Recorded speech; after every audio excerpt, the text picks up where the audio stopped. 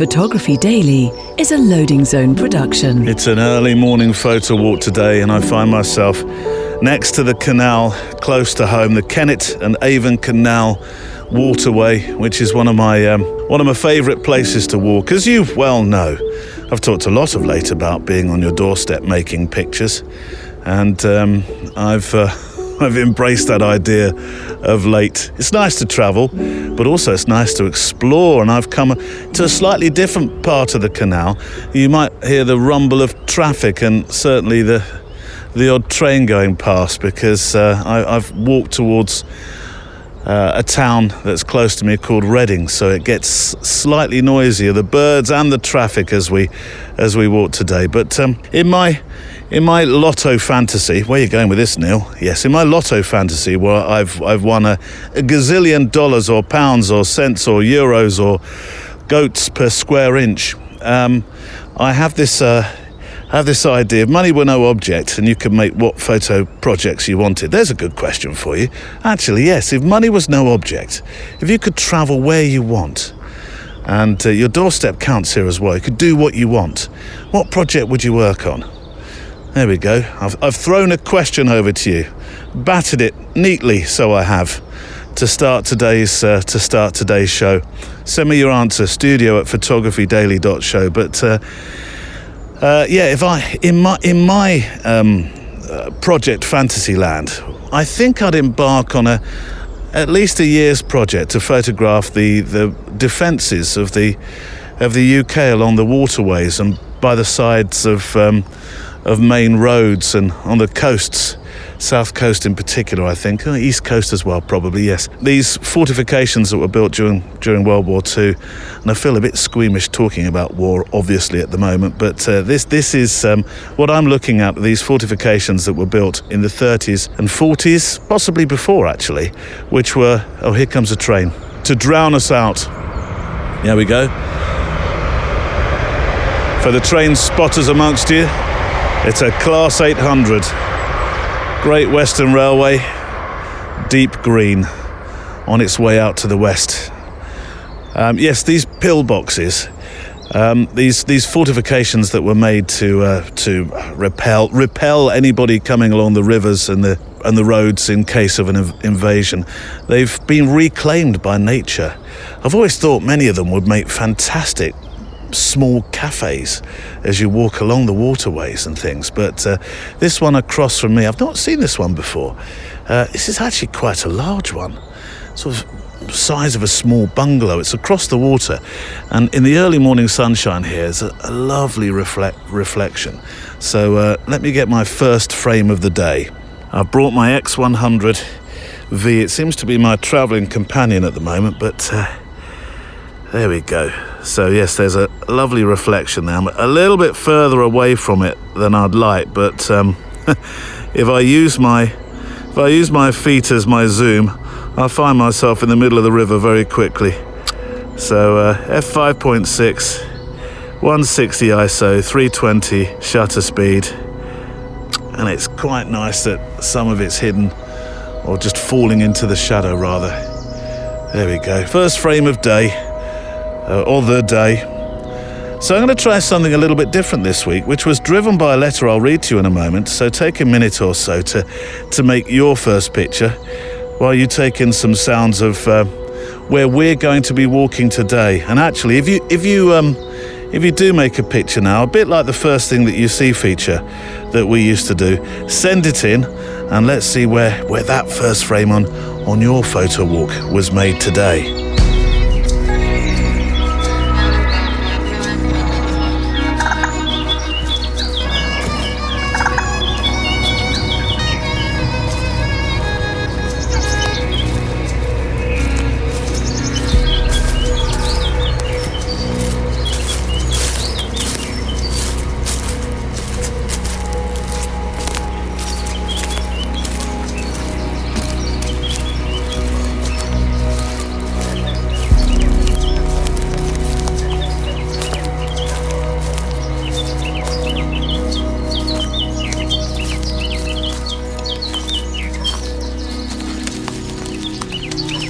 Well, that was a A very different kind of start to the show, Neil. Yeah, I know. It was rather. You may have noticed I've been working on our little project of late. Well, it is our project, isn't it? We work on this one together. We walk together. We're immersed in our picture making together, in the scenery, the countryside, urban or otherwise, or maybe just making, as I call them, a few sketchbook images. But yes, we've been making, or I've been making a few tweaks, a few additions, the new PS idea at the end, that kind of final photographic thought or sign-off, if you like, and then my ode to the... Oh, I've just walked into a... blimey, huge spider's web. If I was in Australia, I'd be worried now. It's okay, Neil, keep going. It'll be a money spider. Yeah, I know. Don't make a fuss. Yes, and our ode to the patrons in the middle, where you get a chance to hear what wonderful ideas our amazing patrons have and share. But this letter, before we start today, this started something rolling in my mind during the week and really created a slightly different start to today's show. And I've been thinking about the sound of this letter, actually. The sound, Neil. Is it going to be a Harry Potter howler? No, far from it. It's one from Danny Graysmith. Hi, Neil. With thanks for the unusual, he starts. I've been meaning to put digital pen to paper for a few months now, but hearing some thoughts about when people listen prompted me to do the thing I've been telling myself I would. I'm another one of your car listeners. I don't know why you put an exclamation mark there. It's absolutely fine. I'm not a photo walker with the show, only because Friday is still a work day for me and my time with the camera doesn't actually happen until the weekend. I was never good at saving things up, so I listen the moment I get in the car Friday morning. I do the same thing when I'm faced with a packet of anything by McVitie's. Sorry, I'm not a convert to dead fly biscuits. Oh, that's okay. That's all right. McVitie's count as well. You know, they'd probably be my second choice. Anything McVitie's, I'm with you on that one. But even though I'm doing battle with the Stratford Road going into Birmingham, your podcast makes me feel like I'm actually along one of the many towpaths we have, or if time allows, a trip west in the Shropshire Hills, which you absolutely have to come to. It's an area of outstanding natural beauty. Yes, I know of it. Hearing the birds and the path underfoot, the wind even in the trees on those windy days, that for me means I'm right there with you. So this really is just a way of saying thank you for the unusual in my week, which is a positive in my books. Regards, Danny Graysmith. Well, thank you, Danny. And yes, you inspired the start to today's show very much. I'm not sure, I may do it some more. I quite like it. That idea of sort of gently taking you into the photo walk, the way we did today. I'll tell you what I'm going to do. You are official. Are you the first? I think you are the first to be awarded with the coveted Photography Daily Flask. Oh yes, we had them on the Photowalk retreat, of course. All the retreaters had one, and I've given a few more out here and there, and I've got a few to give still to those that help with the show. That spoiled the surprise slightly, hasn't it? But yes, I'm going to send you the coveted. I'm assuming it's coveted. The Photography Daily Flask. So when you do take your weekend walks in the Shropshire Hills, you can take that with you. You have to send me a picture though. All right, Neil. There we go. So, Danny, you kind of redesigned the head of the show today with your thoughts. The birds and the path and the sounds of photography that we so often talk about, the sound of our walk. So today, as well as walking with your letters, I'll also be talking to two photographers about a colour, and that colour is red or ginger or maybe copper or gold. Well, it depends who you're talking to, really. Joel Meyerowitz celebrates, as he says, redhead people the world over with a new edition of a book first published in 1991 called Redheads. And then Scottish photographer and self-proclaimed ginger, Kieran Dodds, talks to me about Gingers, the book. that's told the story of people with this colour hair through 11 time zones, people who are united by DNA. Today on the Photowalk. So I thought the preponderance of redheads in the Boston Irish that found their way to Cape Cod tilted the balance in a way that made them stand out. So maybe that was it. Or even in the gingers, like Jack McNaughton is one picture of a wee lad. He's in his wheelchair and in the portrait looking quite stern. He's got a very strong face because he's been through a lot in his life. And just to be there with his mum and him discussing what they've been through and the emotion, it was just so powerful, you know? And I'm a Scotsman, so it takes a lot for me to feel emotional. Stories of life told by photographers. Today those stories come from Kieran Dodds, there, and Joel Meyerowitz. And you, of course. It's a special and unique podcast made out on location, on a walk. Me with my camera and you with yours. Earbuds in, a flask of coffee, a packet of my favourite Garibaldis and a mailbag of letters as we walk. These photo walks are inspired by and from your letters and the pictures that you send in of where you've been walking and your thoughts on why photography means so much to you. So what's in the mailbag? Well, I'll tell you in a moment after I show my sincere thanks to mpb.com for sponsoring this time we spend walking together. mpb.com is the number one company in the UK, the US and Europe when it comes to buying and selling and trading used camera kit online. I use them.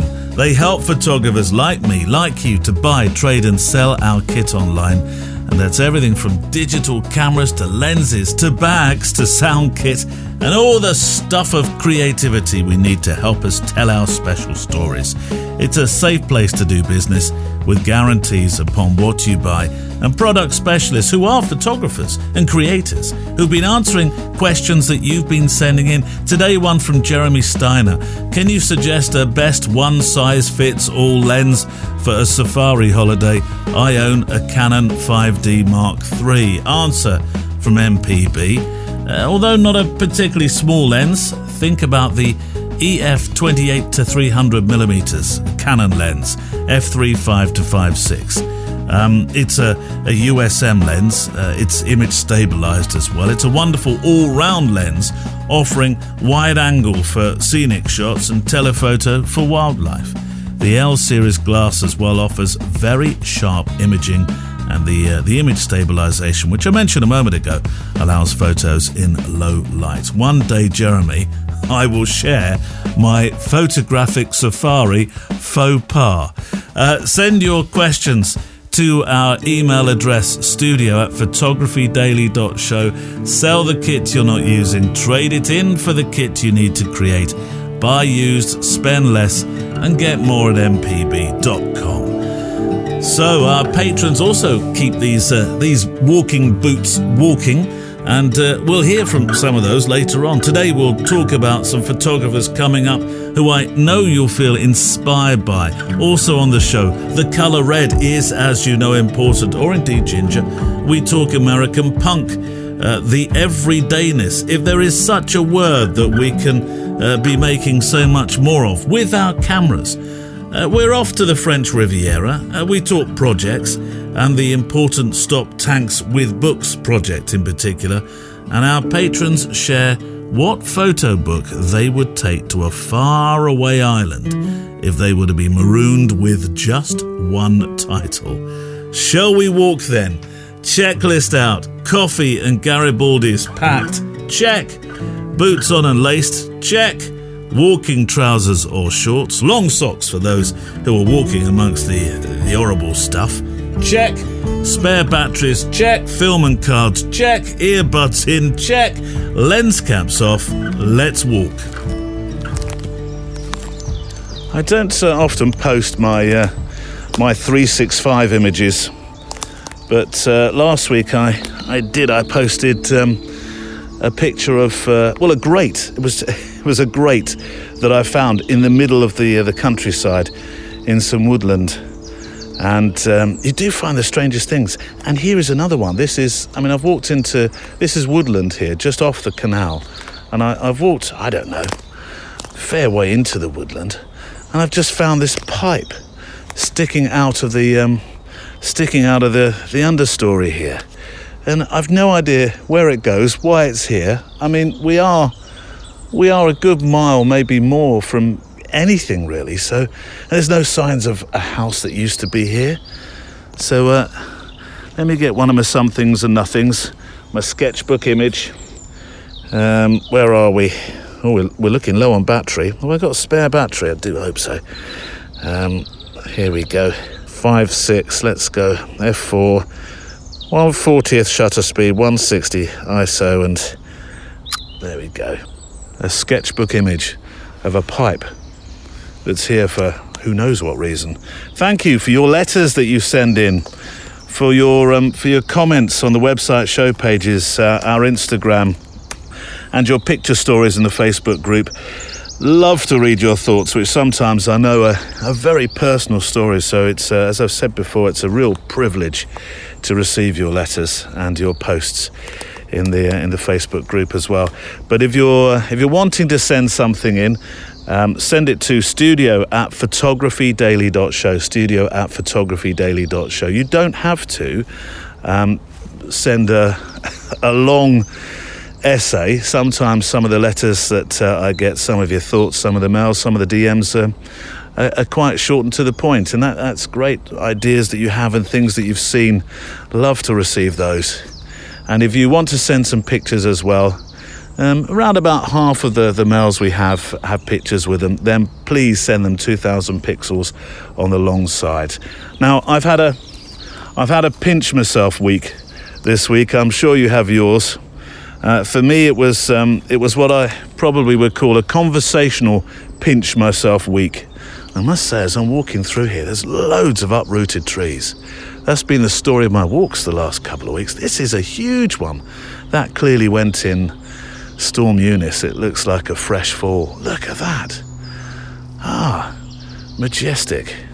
Well, in a kind of melancholic sense, and that the tree's gone.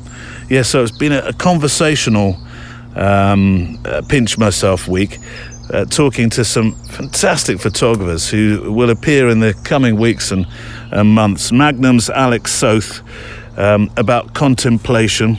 He was sharing just how wonderful it is to let your mind and your thoughts and your pictures wander along with your feet, or maybe your feet take you to the picture.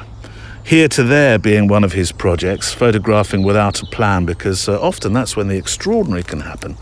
And a photographer who was a buzzcock. And that might sound a bit rude if you don't know your British punk music from the 70s. John Mayer, who performed his first professional gig supporting the Sex Pistols. That's a baptism of fire, isn't it? He was once voted best drummer behind Keith Moon. And he made his pictures, when he made his first pictures rather, on tour in New York, though now he lives in the Outer Hebrides, which is a far cry from the Manchester music scene that he was partly responsible for making famous. So so those names and others to come. Right, mails, go to the mailbag, Neil, quick, okay. One short mail and a slightly longer one to start with. Simple one. As I said, sometimes these mails are really short. Here's a simple one from Thomas Walmer. Neil, car, what happened to him? I've missed him. Have you sold him? That was to the point. Yes, for those that have recently joined us on the podcast, my should we call it eccentricity, or should we just call it daftness? I often talk to my car, and I talk to him at the end of the show. Well, I have been talking to him at the end of the show, but I haven't for about, 3 or 4 episodes. No reason. We've not fallen out, not sold him, just paid the last instalment. He's with us for a good long time now, because I don't really want to, in this financial climate and world climate, to be taking on car debt right now. Well, glad to hear it. There we go. There's Car. Car, you're not going anywhere. You're with us on the adventures to come. Oh, thank you very much. See? I can't get rid of Car. What about the lottery win? Well, hey, steady. So, Thomas, Car is still here. And a longer one from Theodore Stanner. Where have you been, Theodore? I haven't heard from you since... Well, I looked up the last time we posted some pictures from you. I'm pretty sure it was episode 241. Dear Neil, I like that. That's promising. It's polite. It feels, Theodore, like you've put quill to parchment. I've been a judicious yet silent listener of your podcast and the more editions of late. I've been meaning to write on multiple occasions. Don't worry, Theodore, you're here now, and that's all good. That's what counts. So yeah, I did listen to your conversation with Joel Meyerowitz. Very interested and very happy for you to have had the chance to speak to such an enthusiastic human being, a real example for us all. I'd actually be curious, maybe he writes as part of a more edition. Ooh, watch this space. I'd be curious to hear the background on how you finally managed to get him to come on, seeing as how multiple emails have been needed. Yes, I've been contacting Joel for a long time, haven't I? I've talked about it before. Okay.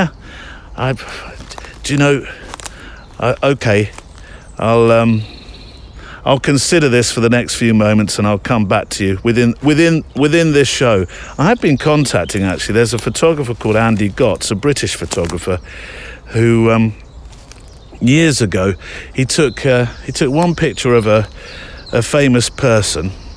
And it kind of snowballed. He started taking more pictures after that. Well, each famous person would introduce him to the next. It was that degrees of separation thing.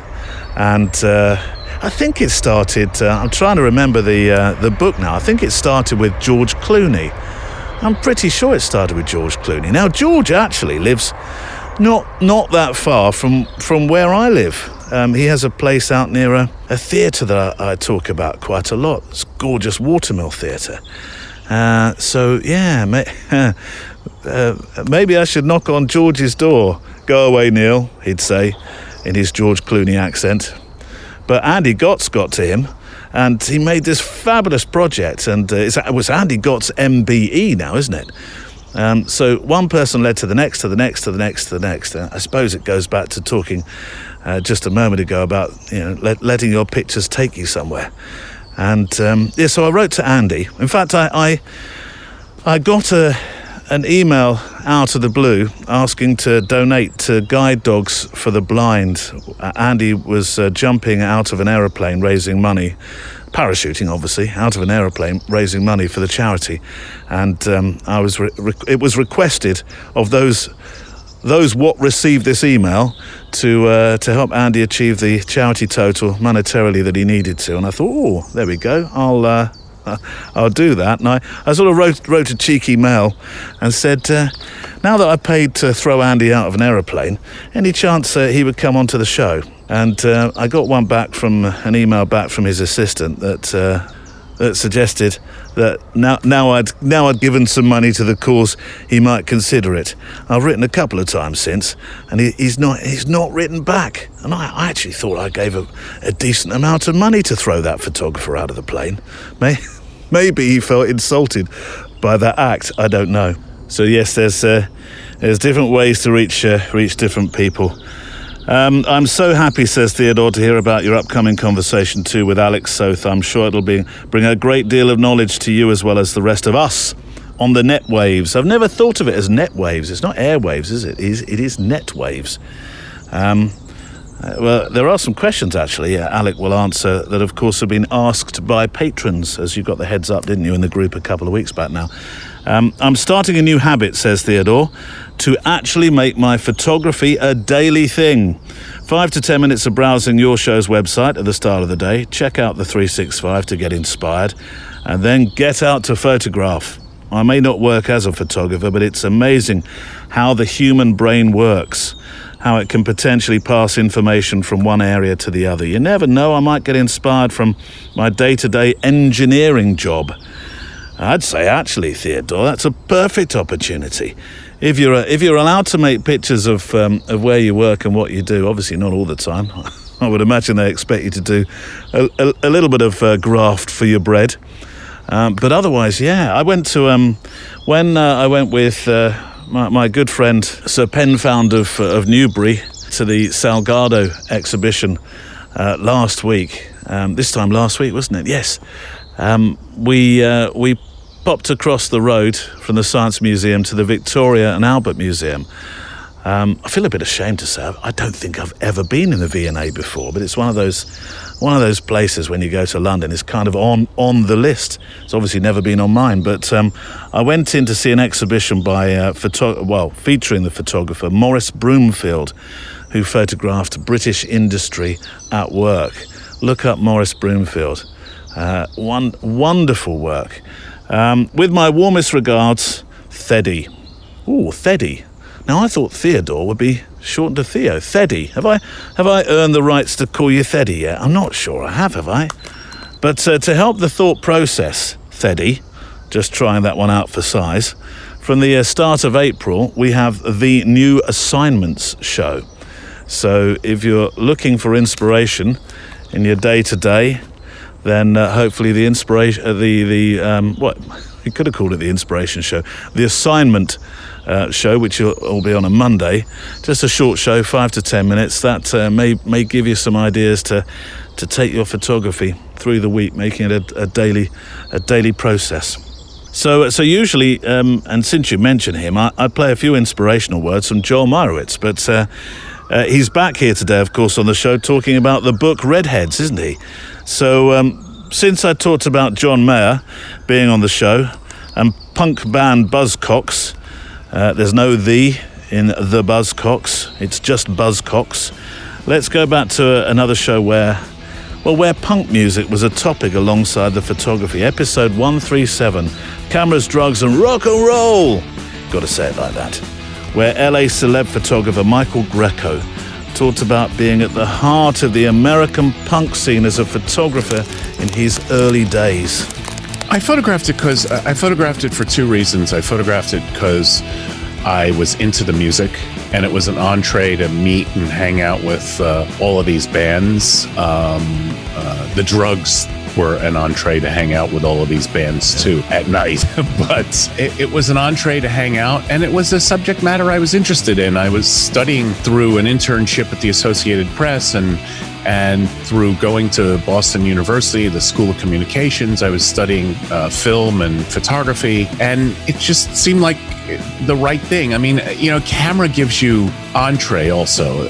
An assignment from Boston Rock or from WBCN gives you entree. You have a purpose for being in the room. We got the first show of every band. The Cure, first time in the United States. I was with them shooting video at the Underground, which was a nightclub that was basically an apartment, literally a room. On stage with Pete Shelley and Steve Diggle and the Buzzcocks shooting video. After spending all day hanging out with them, photographing them for Boston Rock, I then got to shoot video of them at the Bradford Ballroom, first concert. The Police at the Rathskeller, 1978, first concert. Devo at the Paradise, first concert. Adam Ant, it was the first concert for everyone. The inspirational Michael Greco.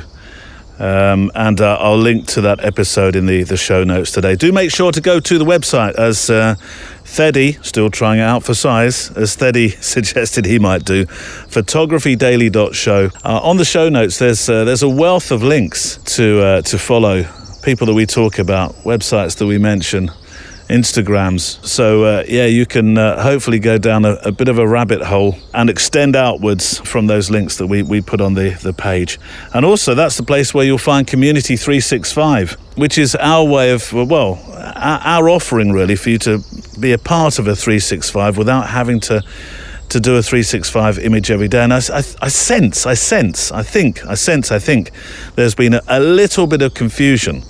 That some people thought that you have to be making a 365 and you send your 365 images to our Community 365. But no.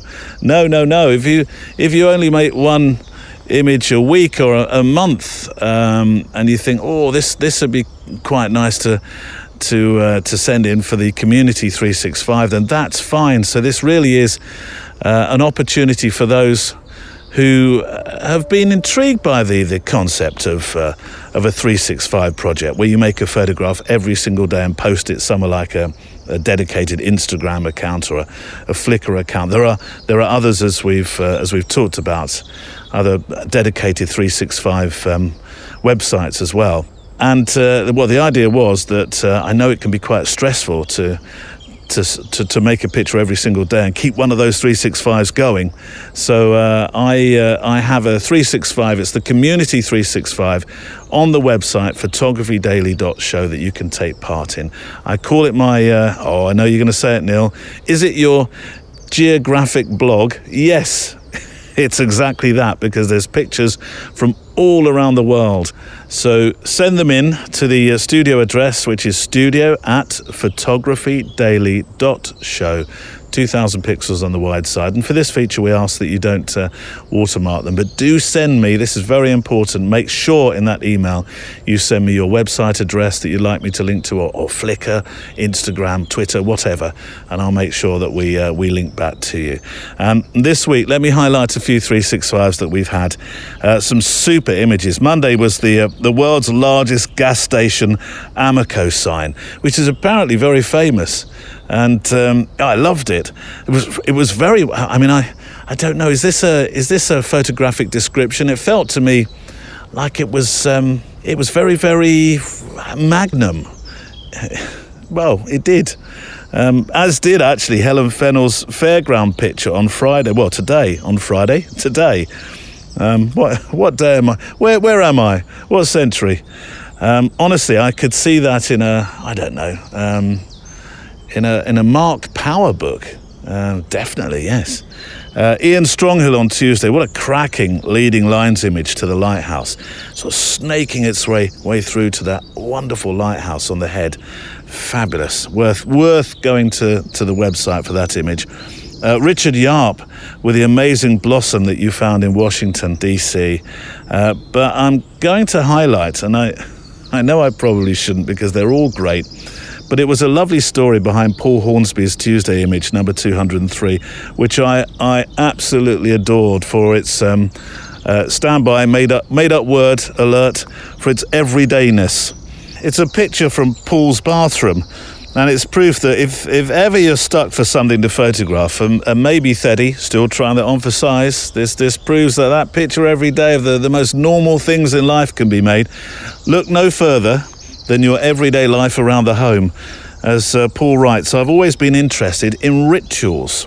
This picture could be considered for the shortest photo walk ever. In my case, from my bedroom to my bathroom. This walk is a daily occurrence for me. It's the first thing I do every day, and I had kind of taken it for granted. But the more I thought about it, the more I realised I behaved in exactly the same way every day. The sequence starts like this. Having walked into the bathroom, I'd look into the mirror, normally to register gentle disapproval at my ageing face. Oh, I'm with you on that one. I'd place the sink plug in the sink, and then I'd turn the hot water tap on and let it run until hot. After a few minutes, I'd add a bit of cold water to get the ideal temperature. Following this, I'd wash my face in preparation for a shave. I'd realised I'd always applied the shaving foam to the right-hand side of my face before applying it to my chin, and then onto the left-hand side. Shaving kind of follows the same routine. Right hand, centre, left. Next on to brushing my teeth, which I bet starts with your right teeth, doesn't it? And then into the shower. You can read the rest of the story. It's a story of normality. Brilliant, because so often I think we get lost with these thoughts that you have to be somewhere exotic to tell picture stories, but that 365 proves that that's not the case. So send your 365s in to studio@photographydaily.show. 2,000 pixels alongside, although they can be square, portrait, or landscape orientated. Right. Something about the everyday. Having just said it doesn't have to be somewhere exotic, I'm going to take you somewhere exotic. Annette Lang, who I spoke to recently, episode 280, her doorstep, her everyday, is the shoreline of the beautiful French Riviera. I'm going to photograph the environment I'm part of and I belong to, and it happened thanks to, quite paradoxically speaking, lockdown. So why did lockdown make that difference? And I know you had quite quite a strict one enforced in France. Because there was no possibility to go somewhere else. Yeah. So if I wanted to go out, it was 1 kilometer around my home. And since I live close to the sea, I was quite lucky. And first it was space. It was about space, was restricted space. Then it's about pace. So the work was slowed down. So I was slowed down. I wasn't running back and forth and hurrying. I just had one thing to do, is just walk and watch. And this connected me back to this childhood experience I described, where in a village where nothing much happened and where the world was swinging in a very slow space, I had the time to watch.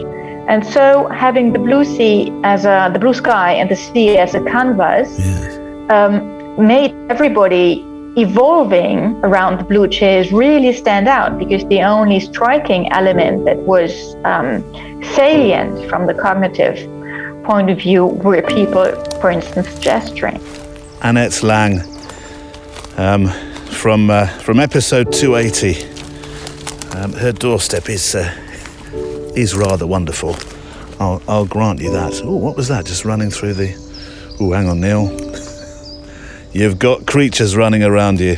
We don't have to worry quite about, quite like some of the letters over the last couple of weeks. Bears and scorpions and rattlesnakes, cacti that jump out and practically wrestle you to the floor.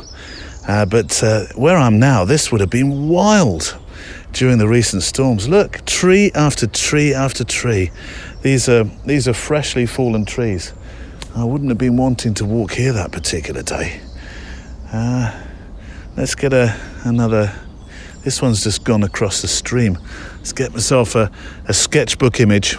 The sun is... Oh, it's beautiful this morning. This is going to be another nice, warm, balmy day today. We've been treated this week to, without sounding like a meteorologist now, to high pressure. And we're stuck in the middle of it, apparently. It's with us for good old British summertime. We'll have it for at least maybe 2 days, 3 days. Get a picture of this tree that's fallen across the water here. ISO 160, f5.6, shutter speed 250. There we go. One more for luck. I've been working. Well, I've not worked yet. I'm just about to start working with three-legged thing. No, you know me. I travel pretty light, but I'm going to be trying out one of their fantastic tripods. Well, I say fantastic. I don't know yet. I'll be honest with you. My experiences. I mean, I have a tripod, but it's a really heavy Manfrotto one, so I just don't take it anywhere. I take it when I'm filming, but or if it's on a roll-along case sometimes, but rarely do I use a tripod. And I see the pictures that you send in to this Photowalk show, and I love the long exposures. And I've my conversation coming up with John Mayer is quite a lot of it is about long exposure photography and using a tripod. So I'm looking forward to using the tripod and making some... Well, I have to go somewhere where I've got water, because you know me. I know it's not everybody's idea of... it's not everybody's cup of tea, let's just call it that. Good, quaint English expression. Making long exposure pictures of cotton wool, sea and water and waterfalls, movement like that. But it is mine. I absolutely love it. And Alan Beach, who's on the beach, probably right now as I speak, he makes the most glorious pictures of the smooth waters, and it's absolutely beautiful. Note to self, Alan, if I forget, I do apologise, but I'll try to remember to, because I haven't brought the company pen with me. I'll try to remember to put a link to your work. Oh, that's made a rod, hasn't it? Oh, you could say so, Neil. You know what your memory's like for things like that. Yes. Anyway, there's something on the must-do list, and I'll probably forget. Sorry, Alan. Right, the colour red. Now, I held back my conversation with Joel Meyerowitz about the book Redheads. The publisher had said it had to be after. Was it the 14th or 17th? I don't know, Neil. I'm not your secretary. Well, keep notes, please. Well, anyway, I knew that it could be on today's episode. So here's my conversation with Joel Meyerowitz, and it seems we've got a bit of a theme going with my guests. We're starting with the book Redheads, which has been revisited, reprinted, and Joel says he was captivated by the subjects that he photographed with red hair, as he says, quote, by their aesthetic allure, as if he were a fisherman finding rare tropical fish. Very poetic. Anyway, here's my conversation with Joel Meyerowitz about that book. The new edition of the book Redheads is out, a book so enveloped by the story of a particular colour, and it hasn't passed me by, Joel, how important your early advocacy of colour has been. In the 60s, whilst many photographers were so patently and emotionally invested in black and white, what was it that you saw, that you felt, that had you reach for a roll of colour instead of a roll of black and white? Well, it's that youthful ignorance and innocence and desire was what came first. When I quit the job, my boss said, do you have a camera? If you're going to go make pictures, you have a camera. I said, no, I don't. He said, well, how are you going to make pictures? So he gave me his camera to use. It was in his drawer. It was a Asahi Pentax camera. And I went out and I thought, well, I'll go get a couple of rolls of color film because I can have it processed overnight at one of in those days, 56th Street off of Fifth Avenue was where all the color labs were because all the advertising agencies were in the area. And so everybody was bringing their film to these labs so they could take it to the agency. So I got the color and went out thinking, well, this way, I don't have a darkroom. I don't know anything about printing. I don't want to spend the extra money on, developing the rolls, making a contact sheet, making prints. I mean, it was like, it seemed to me to be beyond my limited means. I was only making $55 a week in those days. And then there were taxes. So you went home with like $30 a week. How could you live on that? But color film was cheap by comparison. It cost, $2.50 to buy a roll, and it cost about the same to process it. So for $5, I could get the pictures the same day. So youthful passion. And maybe you know this story, but on my first two rolls of film, I was looking at them on a light box in the lab, and next to me is another guy, bearded like me, about the same age, and he's looking at his color film, and we're standing shoulder to shoulder, basically, and it's Tony Ray Jones. Yes. And the two of us, but we weren't anybody then. We were just two art directors looking at our pictures. And anyway, that was our introductory moment. And we joined forces and went out shooting together and basically taught ourselves the primitive language of photography, and color was the only thing that we shot. So let's return to Redheads then. That was my way of introducing Redheads, really, with a color. I know you're fascinated by this, and I'll quote, special twist Redheads bring to their tiny slice of the world's genetic pie.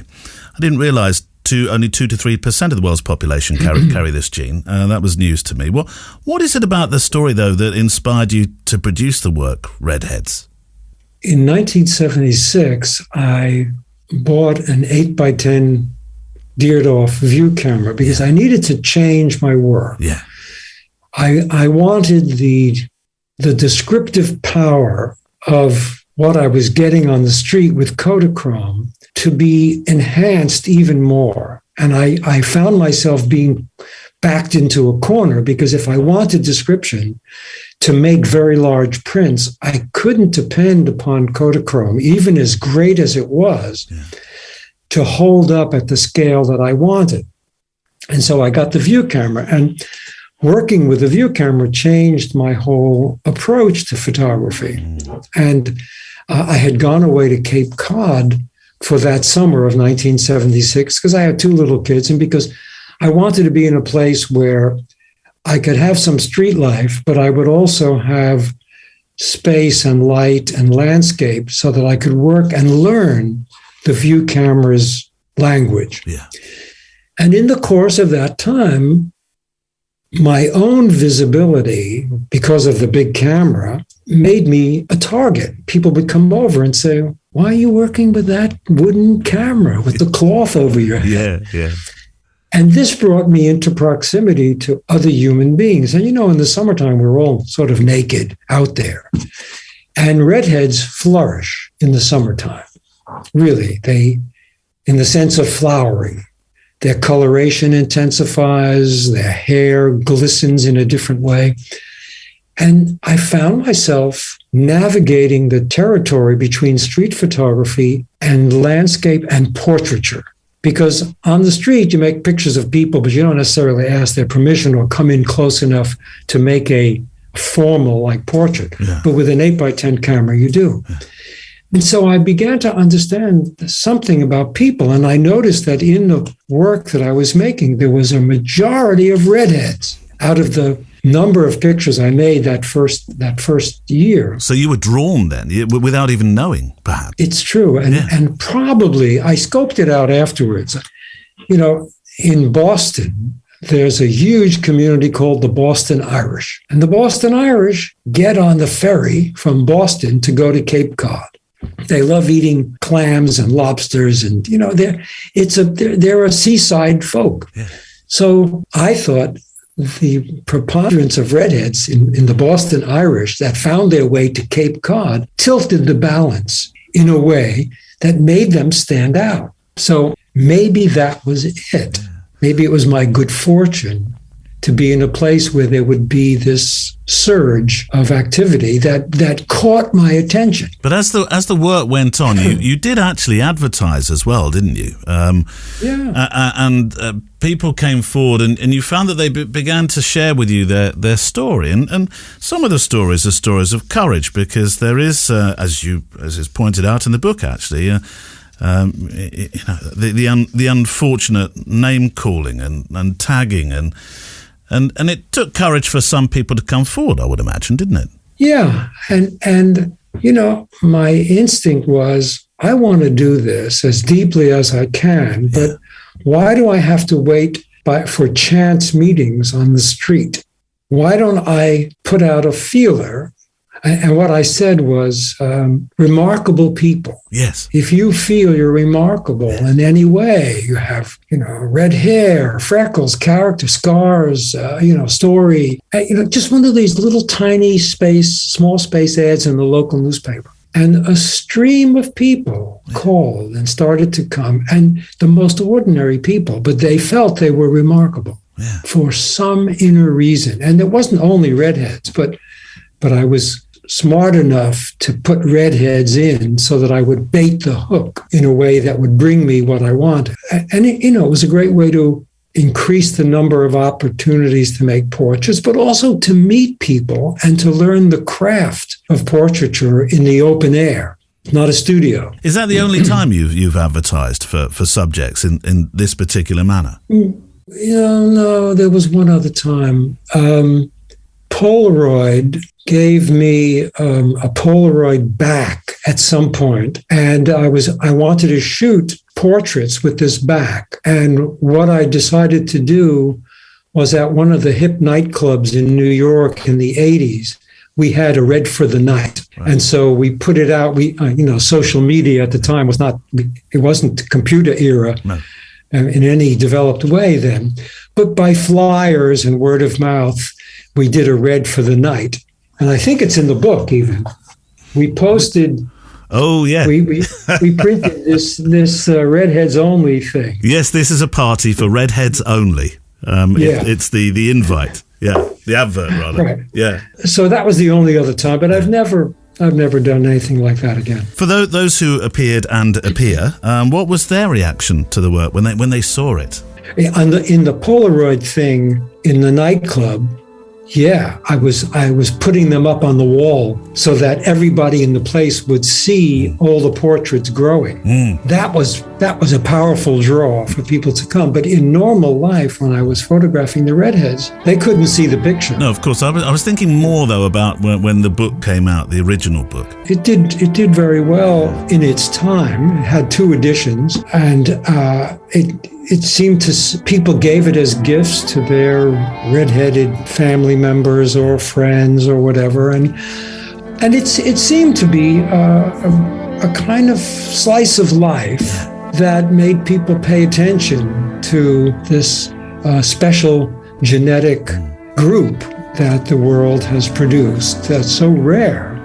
We'll see, this time out is going to be interesting because with the scope of the internet and the fact that there are redheaded clubs all over the world, we'll be able to make some things happen that we couldn't last time. Should be interesting, dialectically interesting. Joel Meyerowitz talking about the book Redheads. Oh, there's a bridge over there. I wonder if I can get to that. I think I found myself in private woodland here, quite unexpectedly. Oh, you rule breaker, Neil. You devil. But look at this. I wish I had my macro lens today. I did talk, didn't I, last week about having a macro week. Maybe we should, maybe you and I should plan that one together on the Photowalk, so we both, if you've got access to one, use our macros and see what we get. But look at this spider. Oh, beautiful. If you like spiders. I know for some people just the mention of the word is tricky. But yesterday, actually, it was a couple of days ago, actually, your brother, I'm talking to the spider now, obviously, your brother or sister put on quite the display. There was a huge bumblebee. We've got a lantern at home in the, should we call it the family room? That sounds a bit posh, Neil. Was it in the east wing? No, it's in the west wing. I see. That one. Yeah, we've got a lantern in the family room to let the light stream into that room. It's lovely in the summertime and a godsend, actually, in the winter. The bumblebee was stuck in its we've got fishing nets to get butterflies, bees and wasps safely out of the lantern and out of the back door. But this bee got stuck in the lantern. It was flying backwards and forwards, and I got the net out, started doing my come this way, coaxing the bee towards the net, and then it got stuck in a spider's web. And out of the top of the lantern came this spider, probably about, I don't know, a quarter, maybe less, the size of this bee. And I thought, oh, this is going to be an interesting battle. I thought, and the bee was contorting itself because it kind of knew what was about to happen. And the spider went in, and it kept going back in. It was almost like just darting around the sting. And eventually, the spider won. But that's so macro. Maybe in a couple of weeks' time. Welcome to the Photowalk. You and I, with our cameras. Today I've come out quite early, which is why you can hear. Oh, I think there's a camp over there. Somebody in the middle of the woods that thought, I'm probably quite safe here, away from marauding photo walkers.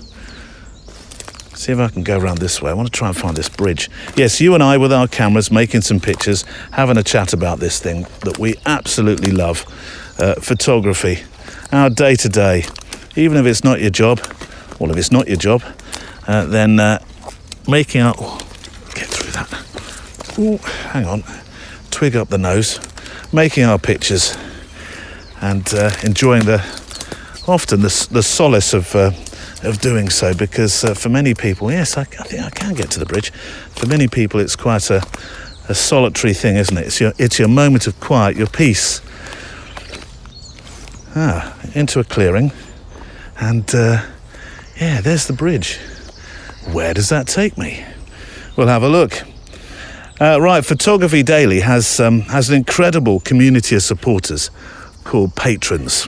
They make such a difference to this show. I mean, you keep the show going. You keep us in Garibaldi's, but you keep us in music licensing. You keep us in the costs of putting the show up in the air. Oh, it's a rusty bridge. Are you going to risk it, Neil? Well, I might do. I'll get a picture of that in a second. So my very sincere and personal thanks to you if you are a patron, which you can join through the website, photographydaily.show. Go to the patron, support the show patron link. And for the price of a cup of coffee or a roll of my favourite HP5 per month, you really help the show do what it does.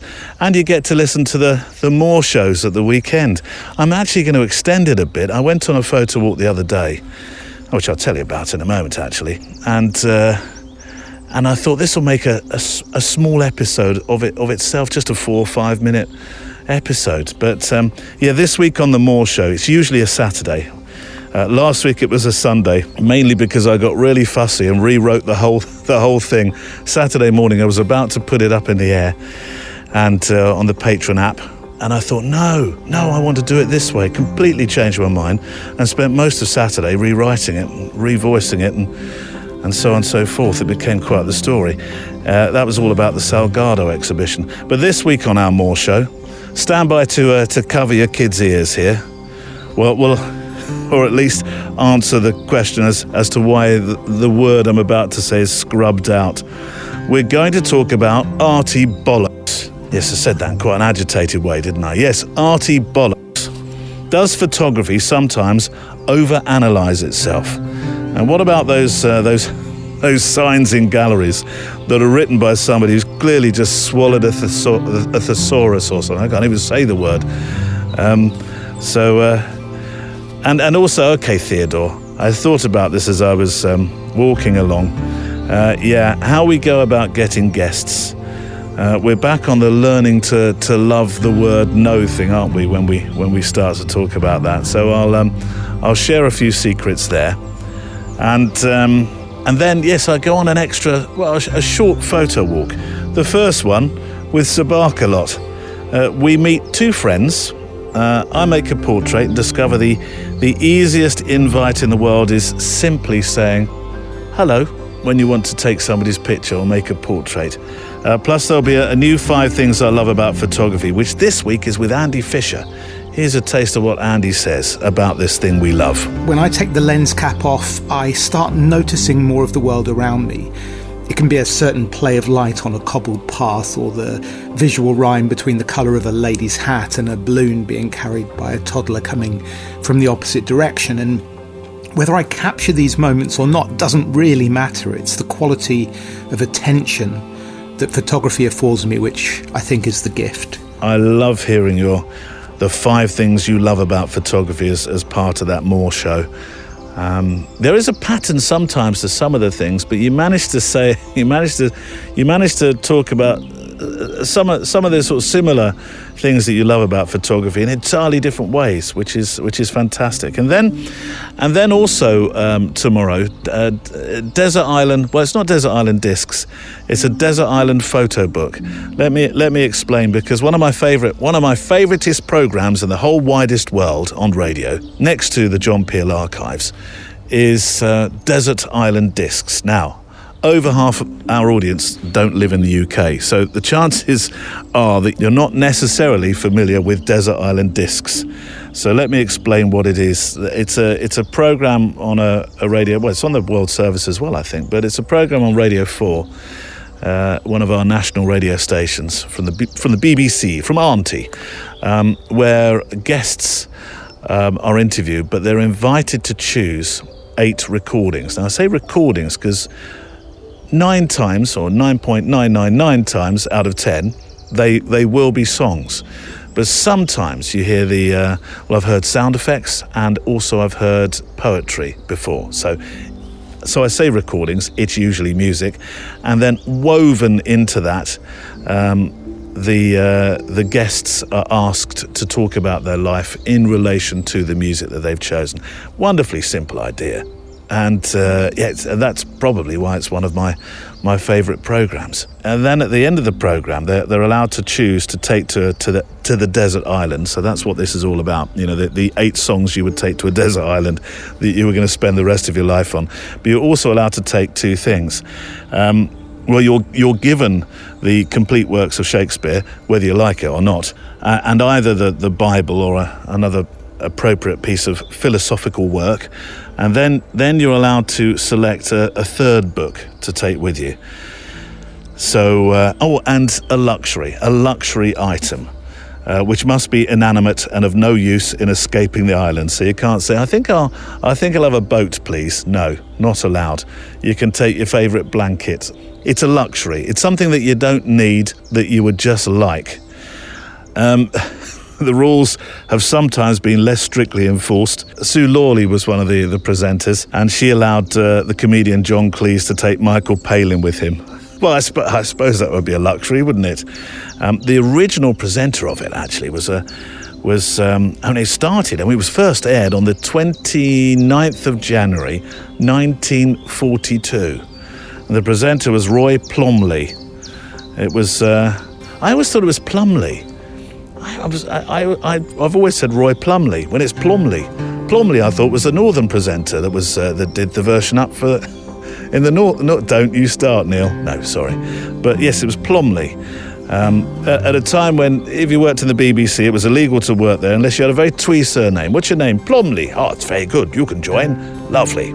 So that was my rather long-winded explanation to play you some words from one of our recent patron Zoom meetings that we have at the start of every single month, where I asked patrons to choose a photo book to take to their desert island. The book I would like to take to a desert island, the photo book I'd like to take to a desert island, is called X.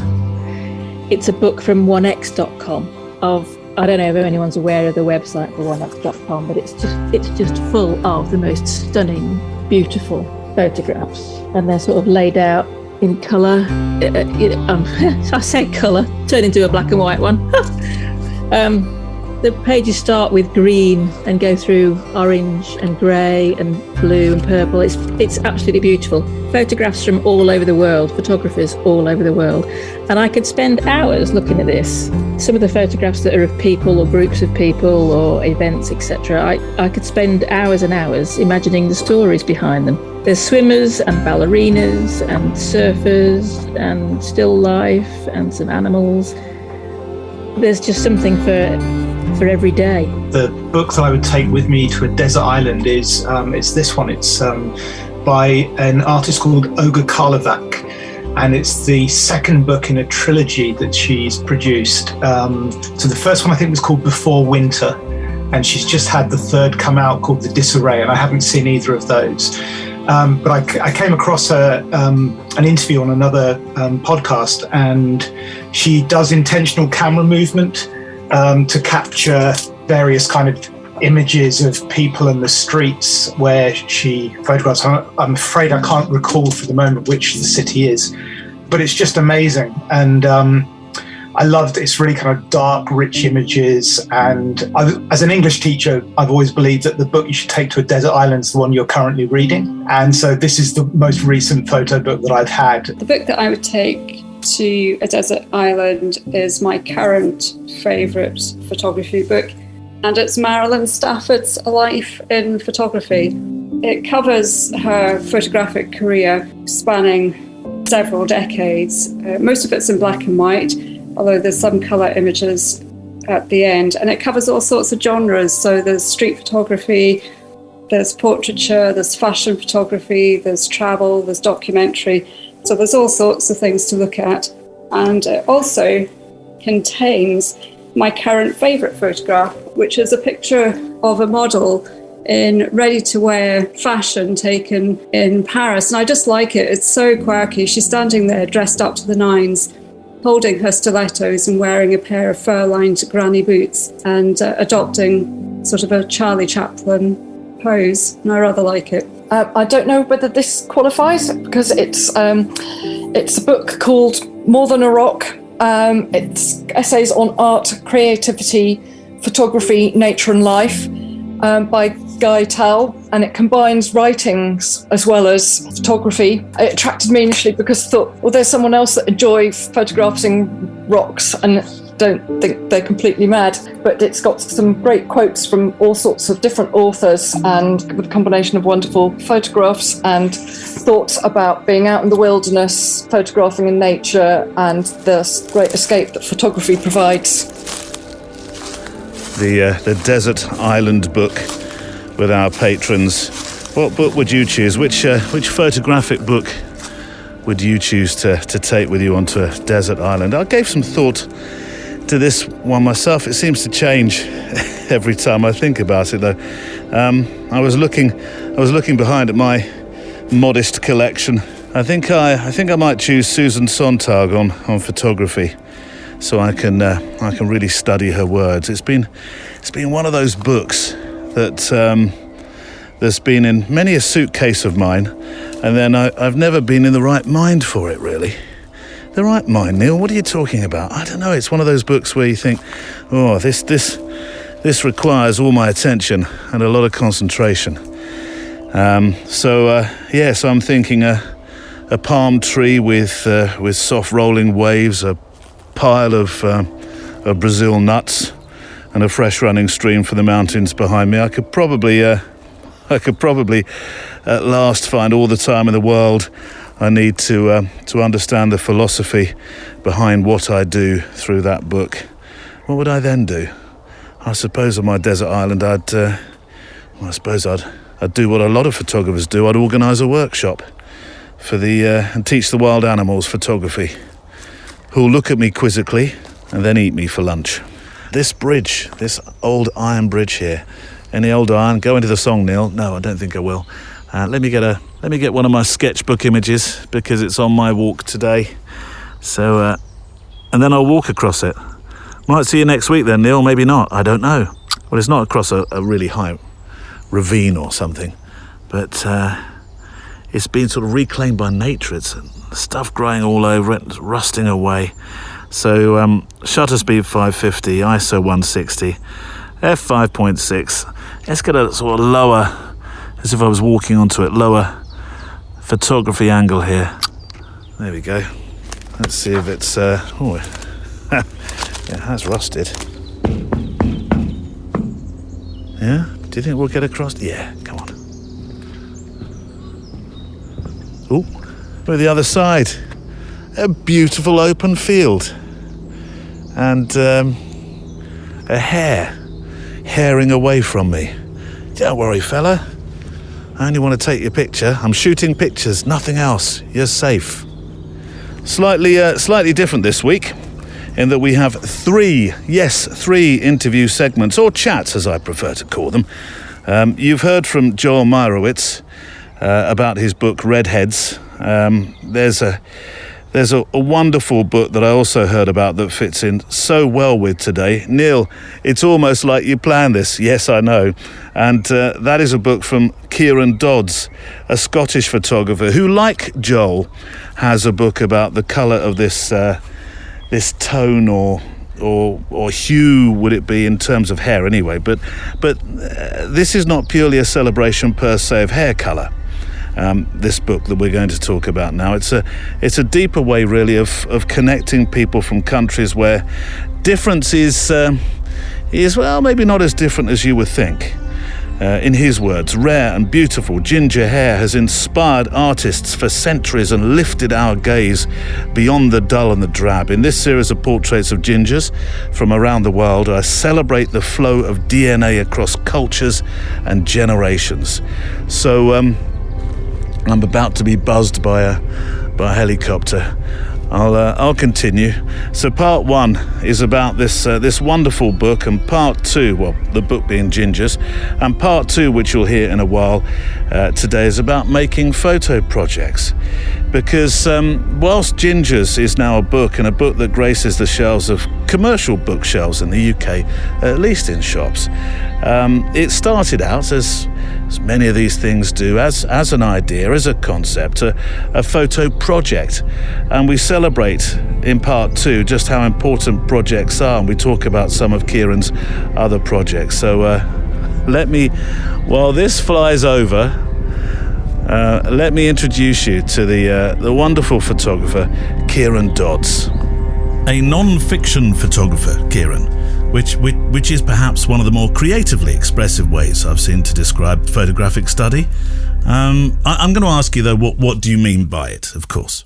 Yes, yeah. It is unusual. It's actually a Dutchman who suggested it in conversation. Who's a guy who's edited my books actually, Mark Proust.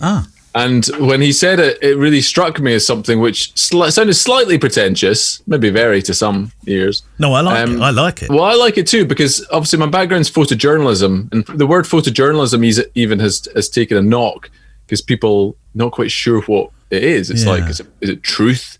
You know, we're trying to attain truth, and then is it objective? And I feel like nonfiction is great for me because I still do editorial work, but I'm also finding space in galleries and exhibitions. And so nonfiction fits beautifully. And then doing the books as well. I mean, if you go in a bookshop, you know what nonfiction is. Yeah. It's like we just don't apply it to the photographic realm. So I feel like nonfiction, I was thankful for the Dutchman coming up with that. Well, it was one of those moments. I mentioned it to my wife. I said, that's great, isn't it? That's inspired. I said, I'm not sure if I can talk to Kieran because really I'd like to steal it. Go for it. I stole it, so yeah. No, I wouldn't. I couldn't now. I couldn't now after having spoken with you about it. But it's a good week to be talking because we're celebrating two particular studies. Joel Meyeritz's new edition of Redheads and your work called Gingers, which you travelled extensively to photograph. You're a man who boasts a strong head of ginger hair yourself. So, slightly. Well, more than me. So I imagine that connection is obviously important. But why the project? What was the reason behind it? Yeah. So as you say, all my life I've been ginger. So it's been something which has been shouted at me, complimented to me over the years. But it took the Scottish independence referendum in 2014 to do anything professionally, photographically. And I was just brainstorming in 2013, the year before the referendum, about ideas on Scottish identity. And I came up with 5 projects in total, actually, a couple of video works and then stills. And the Gingers one was different because most of my work is environmental photography, either portraiture in the environment or landscapes. And so for me to do controlled light, studio-based work was very different and quite exciting for that. I wanted to challenge myself. So I thought it'd be an interesting idea. And 2 things happened just before the referendum. And one was when I was researching, I realized very quickly on, thanks to a very dubious map on the internet, that there was actually a global distribution. It wasn't just a Scottish trait. You know, it's a cliche of national identity that we're all like me, pale and ginger. But actually only 13%, like 1 in 8 people, show the hair type, they think. So it's a very small number of people have it. And yet this map online showed the Celtic fringe, you know, Wales and Ireland and Scotland was red, but also Russia. And so that intrigued me from the start. And then I was reading about the discovery of the gene, which was discovered in Edinburgh, the MC1R gene, linked to red hair. And Professor Rees, who did the research, also did research on melanoma, so skin cancer, in Jamaica. And so from the start, I kind of thought, what's going on here? You know, there's like red hair in Jamaica, you know, darker skin pigment, but yet it's got this red hair trait. And so I thought this is a global trait. And then I went to the National Gallery of Scotland just for a sort of inspiration session to get inspired before I start these new projects. And in the early Renaissance room, up in a room, every single painting had a ginger person in it. Yeah.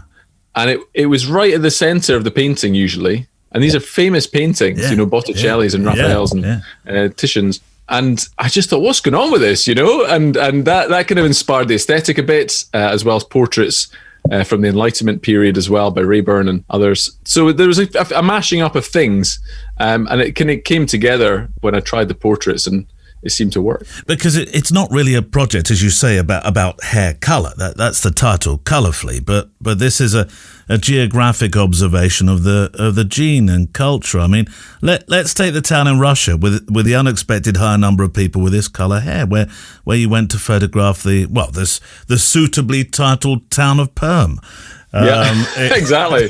They didn't get it though. They don't get it. No, it's probably not a chemical in Russian. Yeah, it's not called. It's nothing to do with hair in Russia. Called a chemical. Yeah. But also Jamaica. That fascinated me. Yeah, that's right. Treasure Beach. So that was the last one before lockdowns struck. Yeah, I'd wanted to go there for a while, and then I just thought, let's do it. People who know Treasure Beach will go back year after year, and it's like they recommend it to their friends. Right. It was just amazing to get there and to suddenly drive along the street in the sun and just see somebody with dazzling red hair. Yeah, they stand out. Yeah. So you'd go along the street and you'd be like, hold on, I know you. But also it's a small place. So the lady who's helping me, Rowena, she would contact friends and get them to come along. And it's a small community, so people knew about it. So why ginger and not red? Because there is this sort of discomfort for those of us who aren't ginger that it may cause offence in that the term is used sometimes to bully or used in derogatory fashion. I'm not even sure it would have felt right if I'd have made the same study. Or am I being unnecessarily sensitive? Yeah. Tim Minchin has a song, Only a Ginger Can Call Another Ginger Ginger. Right. And it is like that. But for me, it's not just about... So it is used as a derogatory term. And so it's an opportunity for me to reframe that. Yes. And show people that actually it's this incredible golden splendor for people to see. But it was also because I think red's not good enough. And I'm not going to arm wrestle people over it, but it just red is like blood and fire engines and post boxes for me. And there are different tones of it, but I feel like ginger allows us to go in that kind of spectrum, that from gold to deep brown, because ginger hair it's a mix, even with one head. It's this incredible mix. And so I kind of liked it for that. I thought it was good for that. And also it's a colloquial term. It's not always used insultingly. And most of the people I've spoken to and interviewed have actually, it becomes a kind of badge of honor. Well, you're in the book with a self-portrait, and your own daughters are in the book as well, aren't they? They are. They get the last word. Yeah. And it's dedicated to them. When I was making the work, obviously they didn't exist to begin with. And I would meet people, and often it was the kids, and you'd speak to them about their experiences of it, having the hair. And as you're younger, it's complimented by people walking by, and grannies love it. And as you get older, you get more awkward, and you don't like it so much. In fact, you might grow to hate it. And then it becomes part of you much more, and you embrace your identity. And I think the best stories for me were the ones of young kids who the parents would write afterwards and just said, such and such is walking a bit taller now. They realize they're part of a bigger story. They're connected to all these different people. And so for me, I wanted to, in the book, I had my girls in mind because I thought I want them to see this when they grow up and be able to see that they're part of a bigger story. It's a global story. And that they are amazing because they will draw attention for it. So I suppose that was in the back and front of my mind at times. Well, the book came out in 2020, sold out immediately, but I read that surprised you. Well, yeah, self-publishing as a photographer is never a sort of done deal. Everybody just says, there's no money in books. Yes. And you'll just lose money. And so I was worried about that. But the reason I did the Gingers as my first book was because I thought of all my series, that is the one that probably has the greatest response. Whenever I share it online, people it just goes viral often. It's quite incredible. So I just thought I've got the best chance at it with this. I didn't expect to sell it. I did a limited edition, 1,000 books, limited edition, and then it was gone. So that was amazing. And I quickly turned around a second edition, a paperback version, sort of slightly trimmed back. And we turned that around for Christmas. Waterston's got some. And it was amazing, Take me through your experience of self-publishing, because it's something that, as you say, photographers feel nervous of doing. Yet it's something that is such an important thing to do. It is, yeah. And actually, at the start of 2020, so the pandemic was a trigger for it. Yeah. But at the start of 2020, I'd written down in my goals, book, and it was a Gingers one I put down there. So I thought, for me, and as a photographer, I think it's a milestone in many ways. Yeah. You're kind of putting your work into the wider canon. It's a more solid legacy, because I've worked in editorial for almost 20 years. And so I've got stories out there, published in good publications. Yeah. They're in libraries somewhere, but actually a book is a different thing. Yeah. It enters a conversation. It gets your ideas into people's hands. And so I like that. I've been put off by the money because it is a big investment. But that, at the start of 2020, as I say, I kind of thought this is something I'm going to do. And then the pandemic struck, and all the money disappeared anyway. So I thought, this is an opportunity. Let's go through the process of editing, get some good people alongside me, and just see how this goes. And then before you know it, you've got a book. I thought it was interesting. Mark Proust, he helped with the thinking process, and I really rate Mark. He's curated my work before, And when it came to the book, he just helped me think through, what am I trying? We didn't look at any photographs. I was hoping he'd just go through all the pictures. We spent hours just chatting about what is the story, or even the book is not an end in itself. It's part of this bigger story. And that's what I feel with Gingers. It's like I'm always being dragged along by this story, by the coattails, just holding on to it, because I really feel that sense it's got its own gravity. Yeah. And so the book is a marker of where we've got to in the project just now. And I hope in years to come I'll do more on it. Kieran Dodds is back for part two shortly, which is more about the projects that Kieran's been working on, although he talks a little bit more about the Gingers project with some context to world events and feelings right now. Keep sending in your work to the show, studio@photographydaily.show, studio@photographydaily.show. It's a joy to see where you're making your photographs, where you are in the world. It is, as I say, that geographical blog, really. So send in your thoughts too about photography, anything that you've heard maybe on the shows that you want to give some feedback to, something that's maybe inspired you, something that's made you think. Same address. If you're sending your pictures in, if you can send something that tells me a bit about where they were taken and or made and what you were feeling, that's fantastic as well. So let's see where you have been then. Andy Tybalt, well, he's in paradise.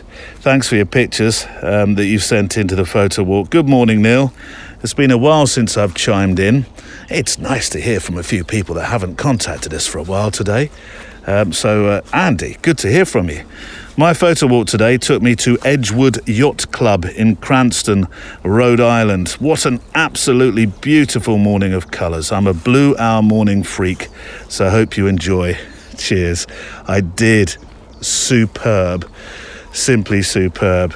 And you know what I sense in your pictures? Don't say it, Neil. You're not going to use the Q word, are you? No, don't do it. Neil, don't do it. I sense a beautiful quiet. Just joyously quiet. And I'll pop them on the show page today. A few weeks back, of course, we had our Ukrainian edition, which was a very important edition, featuring 3 photographers based in the country, 2 who live there, one who's local, Ukrainian, the other who is a British man who fell in love with the place and live in Ukraine, and the other who was visiting to make pictures of the ongoing troubles and war, as it turned out to be. So here's some feedback from Mark Creamer on that particular episode. Neil, I'm only halfway through this week's episode and have to stop for a while to try and fathom the horrors the people of Ukraine are enduring once again. Mark and Mikhail's documentation of this war are so critical to our understanding of the situation there, and I'm praying for their safety. I wanted to also let you know, if you don't know already, that Hayley Sadler is reporting on the refugees and the Ukraine-Poland border. Thank you, as always, for your show, from Mark Creamer in Ohio, or Ohio land, as you've put there. I know our habit of putting land in at the end of all these place names, but yes, you're right. In all seriousness, Mark, she is there. I will make contact, because of course we've had Hayley on the program before, and it would be it'd be good to catch up with her. I have to say, of course, there'll be I have been contacting more photographers, and at the moment I entirely understand the reticence perhaps to join in with a podcast, because they're so busy filing and making photo stories. And then I had this email from Peter Foote. Good afternoon, Neil. My copy of Mark Neville's book arrived today. Stop Tanks with Books. Wow, is what Peter says. The history, he explains. I learned so much. And Mark Neville's predictions about the future are chilling now that we know how events unfolded in Ukraine. And I remember him saying something along the lines during the interview: if I, a bloke with a camera, can see what's going to happen, then why can't they? Mark Neville was was the English photographer who'd settled out in Ukraine. Now lives in he was in Kiev, and they've moved. Well, he and his partner moved to Lviv, and I've been following him on Instagram. I haven't actually looked in the last week, so I must the moment I get back catch up and see where Mark is at the moment. I remember before the invasion ranting to my partner about the headline news one day on the BBC. Having praised the BBC for one of their longest running programmes a moment ago, I fear we're going to share our thoughts about BBC News because yes, item 1 in the news that day. Another photo has emerged of the PM Boris Johnson eating a ham sandwich 18 months ago. We knew of this new event and it was already being investigated by the police. Item 2, he says, a footballer in the news that day has been fined hundreds of thousands. Oh, was it hundreds of thousands? I thought it was thousands of pounds. Anyway, 2 weeks' wages, I seem to remember, he says, for kicking his cat. Item 3 in the news that day, something about the fallout from Adele and a music residency in Las Vegas. And then item 4, tucked away, oh yes, over 100,000 Russian troops massing on the border with Ukraine.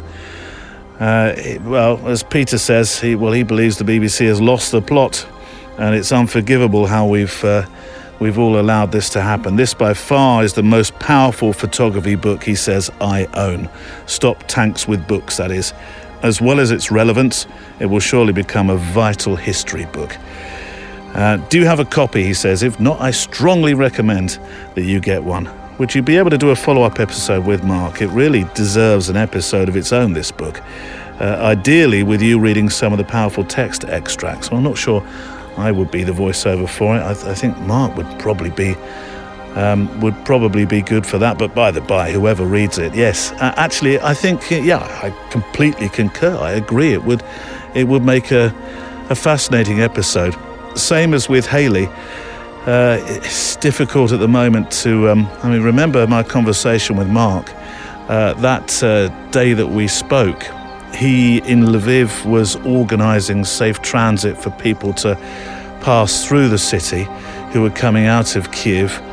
And various other things that he was setting up. I was astonished that he had time for me in the first place. But yes, I think it would make a really interesting programme. The book, yes, totally agree. Stop Tanks with Books by Mark Neville. Let's hear from Mark, shall we? And a little on why he produced this incredible photo book. I'd never been to Ukraine before, but I made a book in Britain called Battle Against Stigma, which is all about mental health issues in the British military. And it was banned by my own country. So in other words, it was printed in Spain, and it was seized by UK Border Force when it was sent over from the printer in Spain to Britain. So they seized 500 copies of the 1,500 copies that were made in total. Basically, the Ministry of Defence contacted UK Border Force, and they didn't want the books disseminated because they didn't want to admit that PTSD was such a huge issue in the British military, as it is in every military. I went on television, radio, newspapers talking about it, saying, where are my books? You can't do this. And about the same time, summer 2015, I got an email from Kiev Military Hospital in Ukraine saying, listen, we heard about your book about PTSD. We've got all these people coming back from frontline Donbass who are not only injured, but they're psychologically traumatized because of the war as well. And we've got no experience treating trauma in Ukraine. Can we please have a copy of your book? Do you have it in Ukrainian language version? And I said, well, funnily enough, guys, I don't have it in Ukrainian, but I'm going to get it translated into Ukrainian for you and sent out as a PDF. And I did that. And then the more I thought about it, I thought, my God, that's so impressive that a post-Soviet country, in inverted commas, could be so forward-thinking in their desire to treat mental health issues that I was blown away. So I decided to visit. I went to Kiev, and I instantly, like that, felt something touch me emotionally with this country. And then every time since 2015, I had an opportunity to return for work or to exhibit or do a talk or see friends, I would seize it. And by about 2020, I just thought, and then I met my now partner, Lukiria, who's from Kiev. I just thought, what am I doing living in London when I could be where my heart is, which is in Kiev? So I moved here and all the time I was planning this book. So for 5 or 6 years, I'd been planning this book called Stop Tank Good Books about the conflict in Donbass and about the occupation of Crimea. It was always the same concept, the same project, which was to send it out to the international community in a targeted dissemination in order to get support for Ukraine in its continued fight for independence. That was always the concept. Words from the artist and photographer Mark Neville and Peter. Yes, I will try at some stage to have Mark back on, and we'll talk purely about that book. Of course, we talked at some length about it, but not in the detail that you're suggesting, and I think it's a good idea. Part 2 of Kieran Dodd's to come shortly. A while ago, and this is pertinent because Kieran is about to talk about the wonderful nature of making a photo project.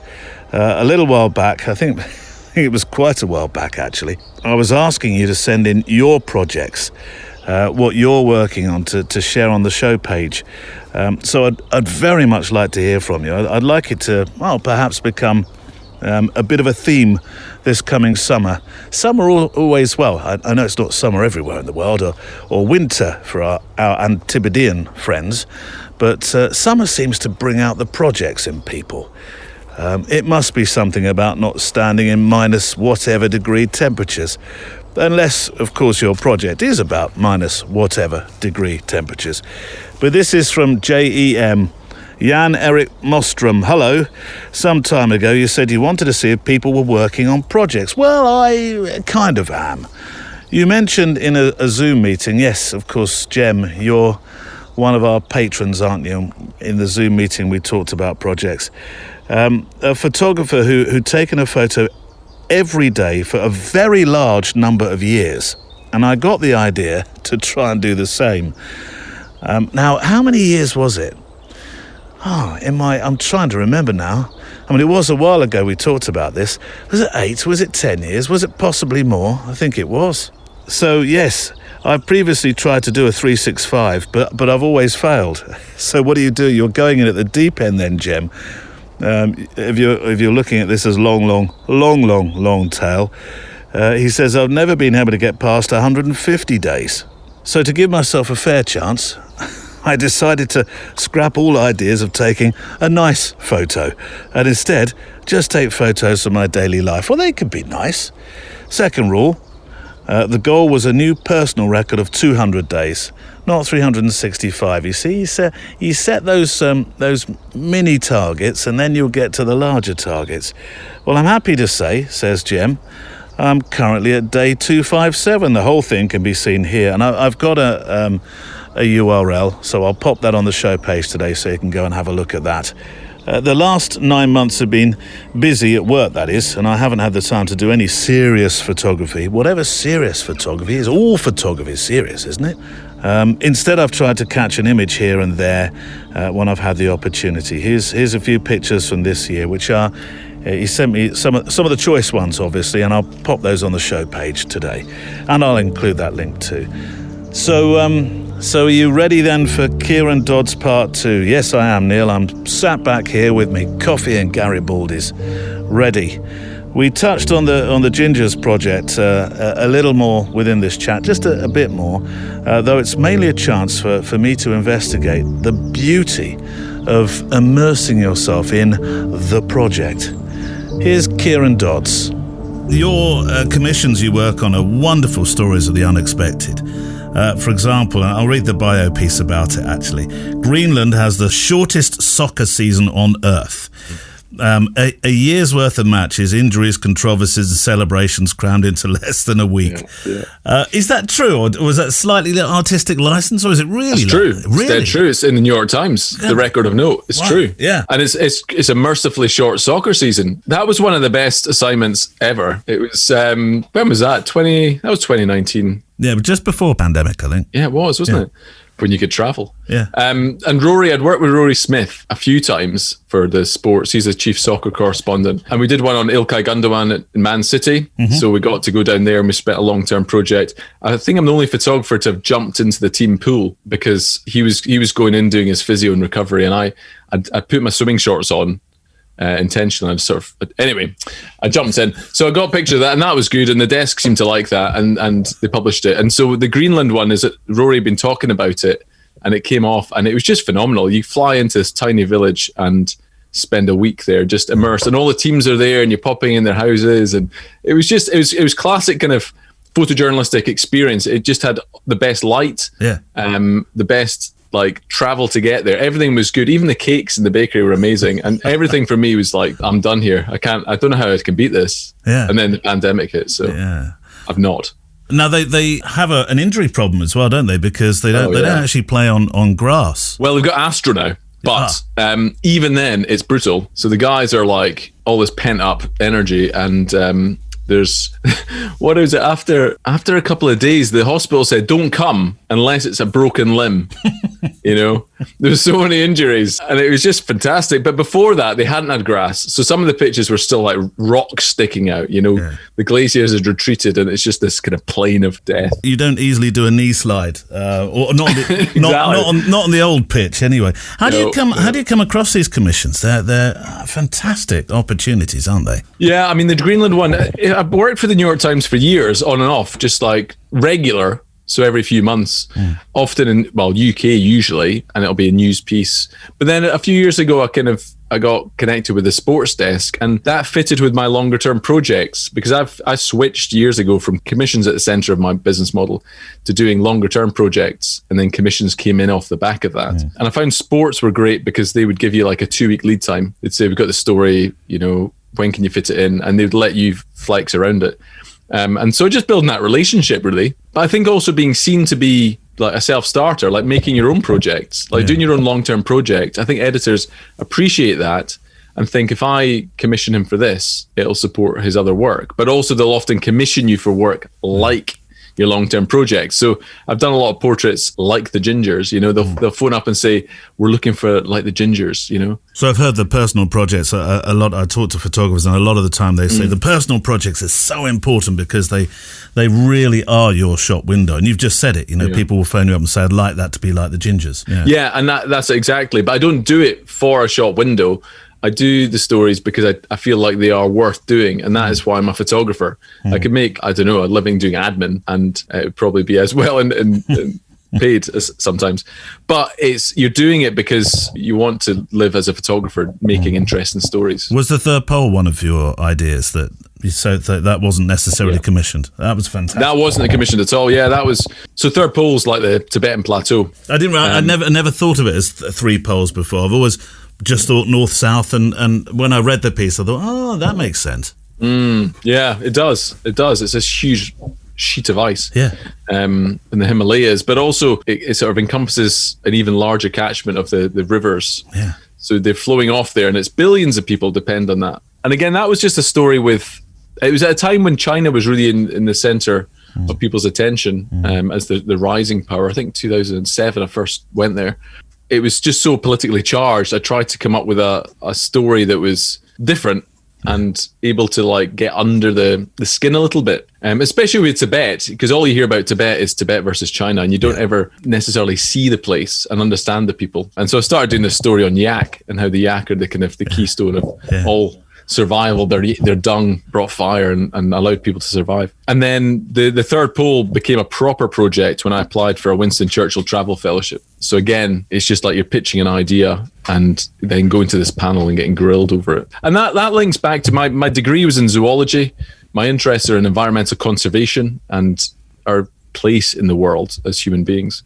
And so it kind of fits with that. Is arts and photography well funded for projects like that? Bizarrely, I don't know why I say bizarrely, but Denmark, I've spoken to a reasonable amount of photographers from Denmark, and Denmark are particularly good at supporting the photographic industry, it seems. I don't know whether it's better than the UK or not, but it seems to me that it might be. Yeah, definitely. I think Scandi countries are. Sweden as well, a few friends there they're just given a big state salary to be doing what they're doing. I think it is it's not easier because they're top of their game. You have to really work at it, but there's a lot of photographers and artists here who could probably benefit from that. So searching for the funding. Well, so searching for the funding, yeah. I mean, that's a project in itself, probably, searching for the funding. It is. And it would be good to spend more time on the creation of it than actual trying to find the funding. Yes. And so it's varied. Like the third pole was great because that was a Winston Churchill Travel Fellowship, which are designed for British citizens to develop their careers. And actually, they're very generous, the funding for that. So that was a very good one. It doesn't pay your salary, but it pays for the trip. And then you've got to then sell to magazines or do exhibitions afterwards. And I think that's why the bookmaking for me has been a good thing, actually, because making the Gingers book made me realize there's a market out there. There's people who are interested in collecting this work. Yeah. So that helped me I've just produced another little book of Gingers, which is more aimed at a bigger market, people who still appreciate photography, but can't necessarily stretch to a bigger photo book.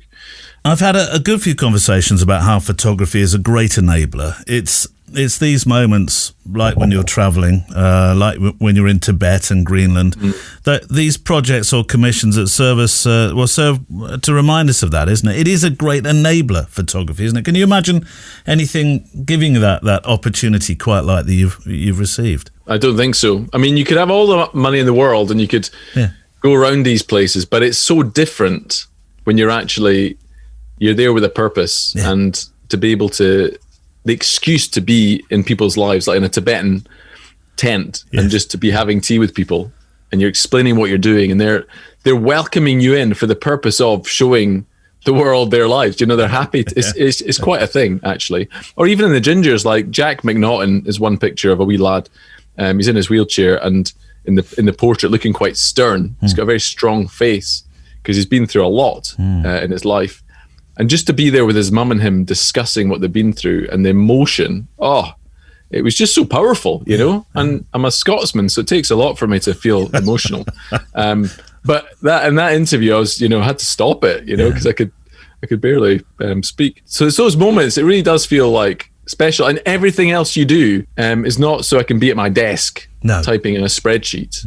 It's so I can actually just be picking up the cameras in the car or on the ground in Ethiopia with my drone ready, just like being there at dawn and just being in the place. That's what you live for. Your work is about global events and portraiture and obviously a wider understanding of people. It's a very challenging time in the world right now. And on the RPS, I read some words which are relevant to global expression. I'm going to quote again, if you don't mind. I visited Russia in 2017 and was struck by how great the country was and also how much prejudice I unfairly held against it. The bad guys in the films are Russian and every headline has them hacking, poisoning, interfering, but the vast majority just want to live peaceful lives in their communities. I would imagine right now, Kieran, that visit is probably playing on your mind because you've been immersed in a culture that most of us will never understand because we've never been within it or with the people within it. We're only seeing what's on the news right now. Yeah, it feels sadly more true today because the hatred towards the country is even greater. But again, I hope in some small way my work can help to show that people are people wherever they are. And in Russia, again, it's to show beyond the political label that a homogenous group of people is not homogenous. There's diversity within that, to the point that friends who helped me on the project are now fleeing the country.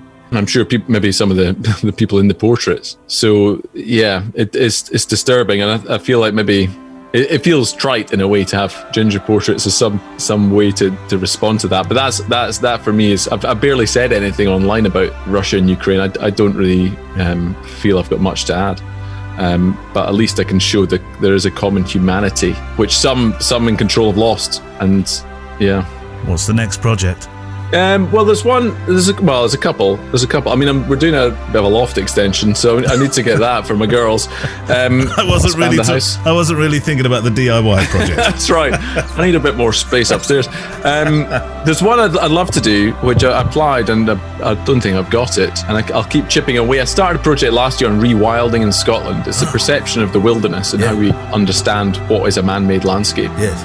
And I've been keen for a while to do a series on the lowland clearances. So people know the highland clearances in Scotland, but before it and predating it and triggering it is a far larger movement of people mass migration just from the field into the cities, called the lowland clearances. And it kind of links to my own family history. So I've been sort of looking into that and looking at how landscape gives rise to culture. So I've got a proposal out there. So I really want to work on that and have a bit of time to chip away on that. And it involves sort of printing on fabric as well. So I quite like time to experiment and try something. I often have these projects that don't, like there was one part of this project, I ended up spray painting about 250 sheep. What? With a message on them in the Highlands. But you'll not see that for a few years. But it was trying to convince the farmer to do this was great. There's something in the background there. It's a slow burner. Okay. And it might come to nothing, but I think it is. It's got legs, 4 legs. Really. Yeah. There's a sneak preview. Anyone out there want to fund that? Please get in touch. Kieran Dodds, and I wrote to him yesterday and asked if he would come back and talk to us again about all the other projects that he's made. So I'm hoping that he will. So my thanks to Kieran for talking to us about the projects and also, of course, about the book Gingers, and I'll link to the book as well. If you'd like to send your pictures in, I would love to hear from you over the next week. If you've never written in before and you're thinking, oh, do you know what, I'd like to send Neil a letter or an email, but we call it letters, as you know. I'm very much into my analogue.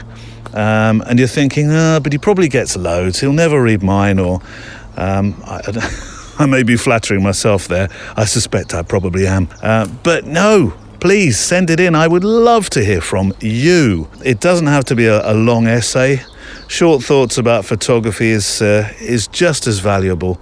And if you can send in some pictures of where you walk or the kind of work that you do, then send that in too. The email address is studio@photographydaily.show. There's a link to it as well on the show page. Pixel-wise, 2,000 pixels wide, please, on the long side. Right, let's. We'll have our play-out song in a moment, so we can both make some more pictures at the close of the show today. Something to listen to as we make those final frames from our walk together. But I thought we have to have a PS, a postscript. It's our new PS. Is it a feature, Neil? Well, it's a kind of featurette, really. But the PS this week comes from Karen. Is it Leiterden? I think it's. Is it Leiterden or Letterden? Leiterden. Oh, Karen. You're going to tell me off if I've got that wrong. Neil, hope you'll like this one. Life is like a camera. Just focus on what is important and capture the good times. Develop from the negatives. And if things don't work out, just take another shot. Very sage advice. Right then, play out song. Well, I didn't want to be cliche and go for a song that had red in it for the sake of it. And then, oh, Neil, you're not going to tell us you've done it. Oh, please, no, Neil, no. Yeah. Then blow me down with a feather, which I always thought was a very strange phrase. I've got that right, haven't I? Or blow me down with a feather. Think so. I've only gone and done exactly that. We've got Red Dust from a folk and indie band called Rodello's Machine. Wonderful. And it kind of spoke to me because it talked a little of peace, and it talked of just taking the heat out of a moment. I don't know. I mean, it sounded great when I had a little tipple late last night choosing the songs. Don't tell my mate Kev. A little tipple of the Macallan Gold, and I thought of walking with my camera, and you, of course. Take my name out of your paper, Jane. I've seen something that forever changed the game.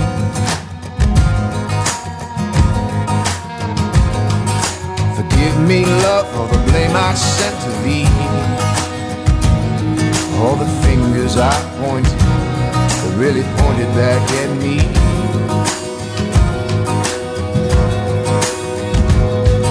Oh, this fighting, this unsettling stir, I see it now, I surrender.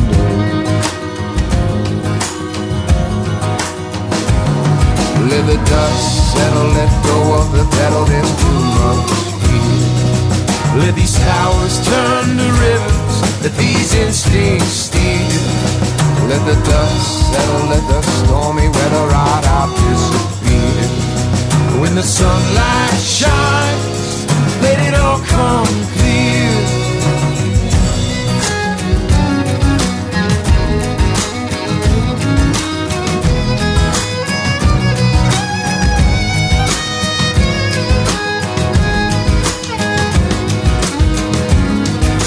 Take my name out of your paper chain. I've seen something that forever changed the game.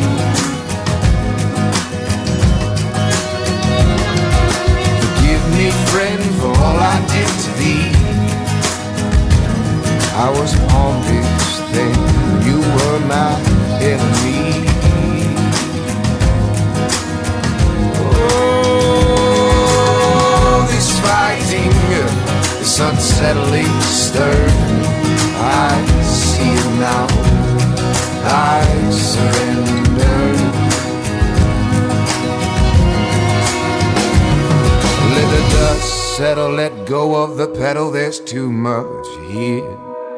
Let these towers turn to rivers, let these instincts steer. Let the dust settle, let the stormy weather ride out, disappear. When the sunlight shines, let it all come clear.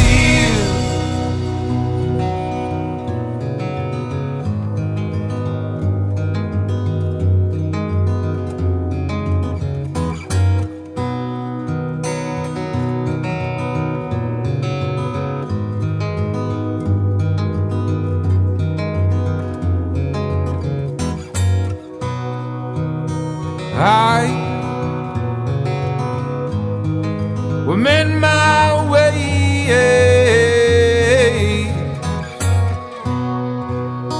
I were meant my way.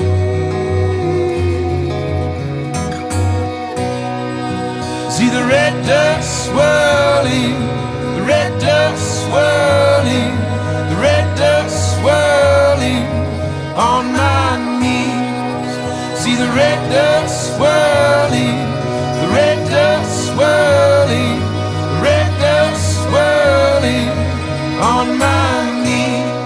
Rodello's Machine with Red Dust. And that's it for this week. My sincere thanks to Kieran Dodds, Joel Meyerowitz, Mark Neville, Annette Lang, Andy Fisher, and those who are patrons, which you can join through the link on the website photographydaily.show. And for those wonderful supporters who are, tomorrow is the More Show. It's your weekend oasis of a little extra for your kind support. And we'll be talking about saying hello, making a picture. We'll be talking about arty, but well, you know, you don't need that word again. And that embracing the word no thing. If you like the music you hear and the production sound, well, it comes from the incredible artlist.io. Links and further research to what you've heard will be on the show page today, and you'll find a handy link in your podcast player app to zap you there. Production assistance is from Neil Ford and Emily Renier, and I look forward to photographing with you, hearing from you and talking with you next time. Photography Daily is a Loading Zone production.